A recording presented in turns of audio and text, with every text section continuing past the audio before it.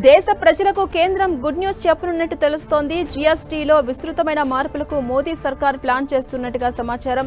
ఈ మార్పుల వల్ల మధ్యతరగతి ప్రజలకు ప్రయోజనం చేకూరుతుందని భావిస్తున్నారు. చాలా వస్తువులను 12% పన్ను స్లాబ్ నుంచి తొలగించి 5% స్లాబ్లోకి తీసుకురావాలని ప్రభుత్వం లక్ష్యంగా పెట్టుకుంది. బూట్లు, చెప్పులు, స్వీట్లు, కొన్ని రకాల బట్టలు, పాల ఉత్పత్తులు చౌకగా మారవచ్చని చెబుతున్నారు. కార్లు, పొగాకు, పాన్ మసాలా, శీతల పానీయాలు మొదలైన వాటిపై ప్రస్తుతం విధించే అదనపు సెస్కు నేరుగా జీఎస్టీ రేట్లోకి చేర్చాలనే ప్రతిపాదన కూడా ఉన్నట్టుగా తెలుస్తోంది. ఈ మార్పు పన్ను వ్యవస్థను సరళంగా, పారదర్శకంగా చేస్తుందని, దీంతో రాష్ట్రాలకు ఎక్కువ ఆదాయం లభిస్తుందని నిపుణులు చెబుతున్నారు.